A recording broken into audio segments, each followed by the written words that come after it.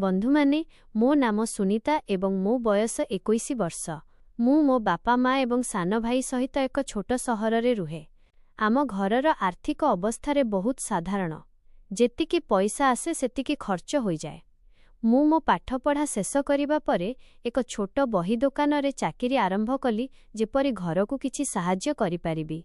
किंतु मो माँ सबुबेले मो बाहाघर को नहीं चिंतित रहुथिले। से कहुथिले, झियो जेतेबेले तो बाहाघर हेबो आमे तो सामान केमिति जोगाड़ करिबु, तते केमिति विदा करिबु। एहा सुनी मु सबुबेले चेष्टा करुथिली कि किछि ना किछि संचय करिनेबी। बेले बेले मु मो सांगमानंक सहित मिसी छोट मोट संचय योजना करुथिली, जेउथिरे आमे समस्ते पैसा जमा करुथिलु जेपरि दरकार समय रे ताहार व्यवहार होई परिबो। मु भाबुथिली जे एथिरे बाहाघर पई अल्प बहुत सामान किनि नेबी, किंतु बापांको रोजगार जोगु एहा सहज नथिला।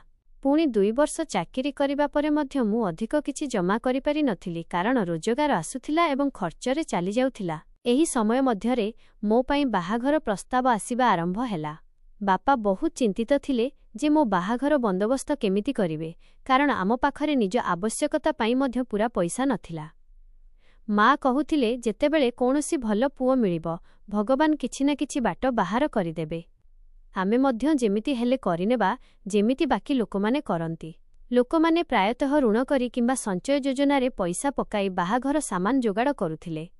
माँ मध्य सेया भाबुथिले, किंतु एपर्यंत कोनोसी भल प्रस्ताव आसी नथिला। मोते बाहाघर पई कोनोसी तरतर नथिला। बापा निजे ही प्रस्ताव देखुथिले। जदि कोनोसी पुअर खराप अभ्यास थाए जेमिति कि मद पीबा, तेबे से तुरंत मना करि देउथिले।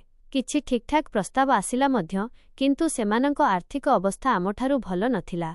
तेणु बापा सेगुड़िकु मध्य प्रत्याख्यान करिदेले। तापरे दिने एमिति एक प्रस्ताव आसिला जहाकु देखि बापा बहुत खुशी हेले।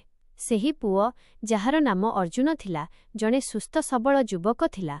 से भल रोजगार करुथिला, परिश्रमी थिला एवं सबुठारु भल कथा हेउछि तार कोनोसी खराप अभ्यास नथिला। निशा द्रव्य कथा तो छाड़ी दियंतु। जेतेबेले बापा ता विषय रे बुझाबुझी कले, तेबे जना पड़िला जे तार परिवार बहुत सम्मानित एवं संस्कारी। से बाहाघर पई संपूर्ण प्रस्तुत थिला। सेतेबेले बापा मते कहिले, झियो एही प्रस्तावटी बहुत भल, एहाकु मना कर नाही। मु बापांकु पचारिली, किंतु बापा आमे एबे बाहाघर पई प्रस्तुत नाहु। सामान एवं खर्चर कण हेबो। एहा उपरे बापा कहिले, झियो मु जानिछि आम पाखरे अधिक किछि नाही, किंतु मु तते जणे भल मनिष सहित देखिबाकु चाहे। एई पुओटी बहुत भल। तार निजर रोजगार अछि, निजर घर अछि। से तो एबे ही बाहा हेबाकु प्रस्तुत अछि। सेतेबेले अर्जुनर घर लोक आम घर अगणारे बसिथिले। मु बापांकु कहिली, बापा एबे आम पाखरे बाहाघर पई पैसा नाही, किछि समय तो दरकार ना। तेबे बापा जाय अर्जुन को कहिले, पुओ आमे एबे संपूर्ण प्रस्तुत नाहु। आमे चाहुछु जे प्रथमे निर्बंध होई जाऊ एवं तापरे वर्षे 1.5 वर्ष परे बाहाघर करिबा, जेपरि आमे किछि बंदोबस्त करि पारिबु। जेतेबेले अर्जुन सुनिला जे बापा एते लंबा अपेक्षा करिबाकु चाहुछंती, से तुरंत मना करिदेला। से कहिला, अंकल मु एते अपेक्षा करि पारिबि नाही।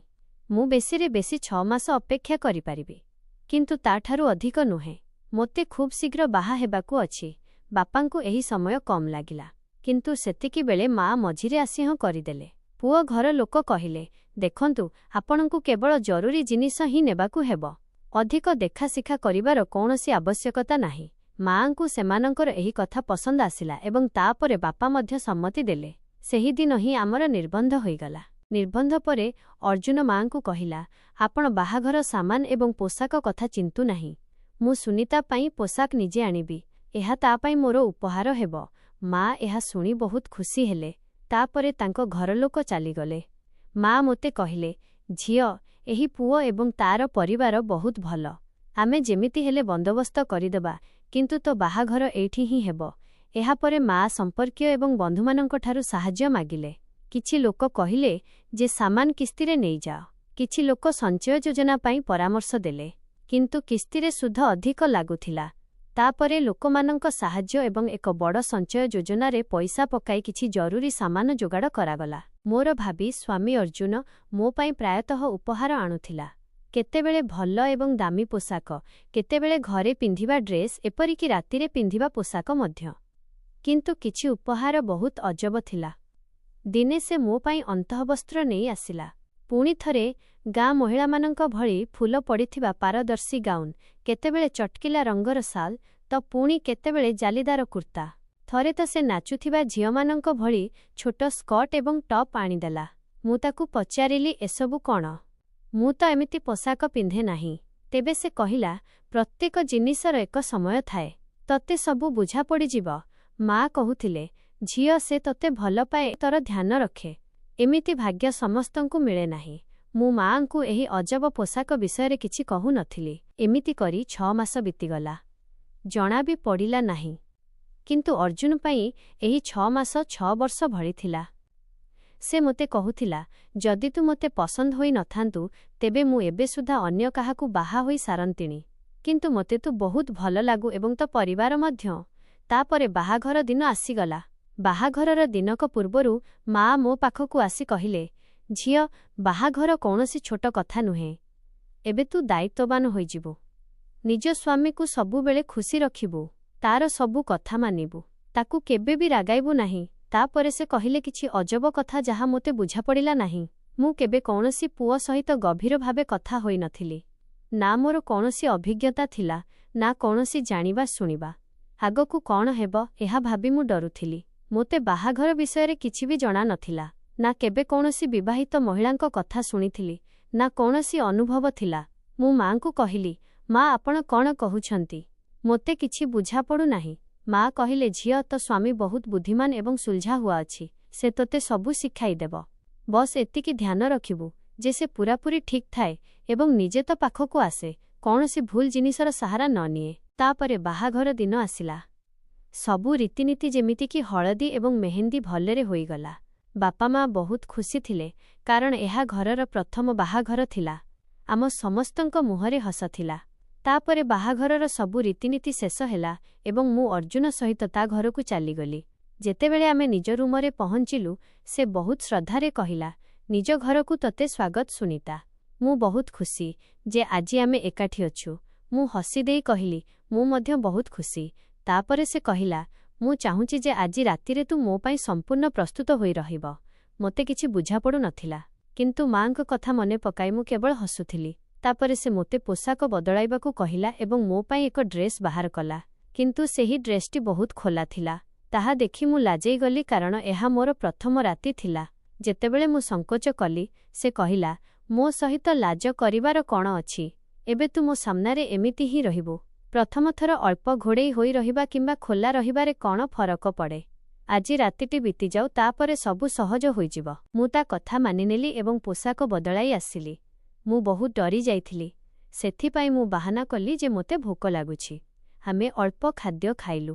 ତାପରେ ସେ ମୋତେ ରୁମକୁ ନେଇଗଲା ଏବଂ ଯାହା ହେବାର ଥିଲା ତାହା ଆରମ୍ଭ ହୋଇଗଲା। କିନ୍ତୁ ସେହି ରାତିରେ ମୁଁ ଯାହା ଦେଖିଲି ତାହା ମୋତେ ଆଶ୍ଚର୍ଯ୍ୟ କରିଦେଲା।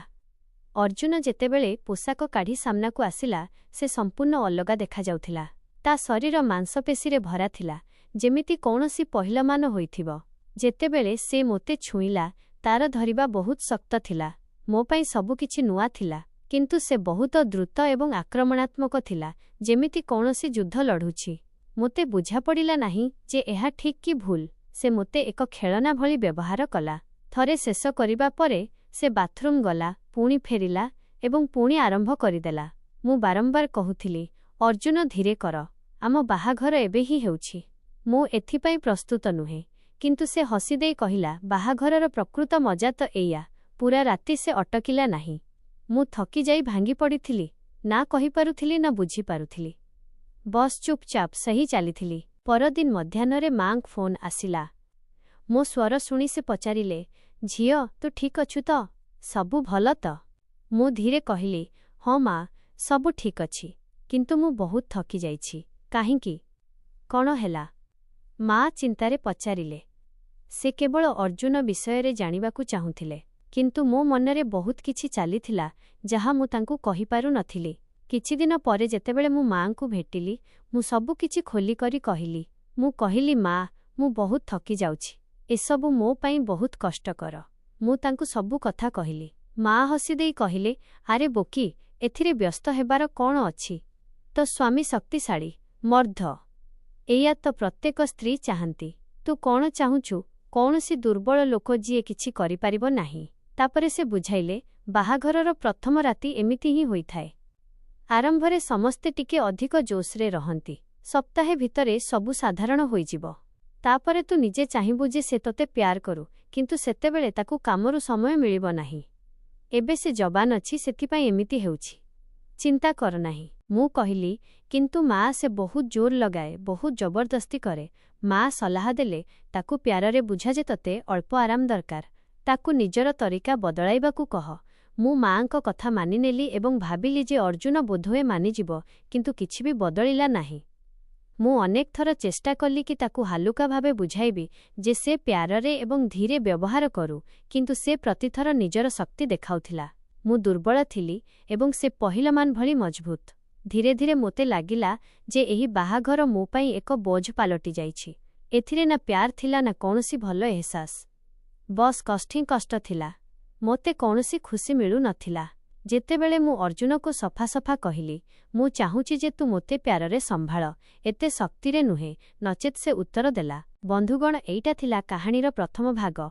ଯଦି କାହାଣୀଟି ଆପଣଙ୍କୁ ପସନ୍ଦ ଆସିଛି, ତେବେ କମେଣ୍ଟରେ ଜଣାନ୍ତୁ। ଯଦି ପ୍ରଥମ ଭାଗକୁ ଆପଣମାନେ ଭଲ ପାଇବା ଦେଖାଇବେ, ତେବେ ମୁଁ ଦ୍ୱିତୀୟ ଭାଗ ନିଶ୍ଚୟ ଆଣିବି।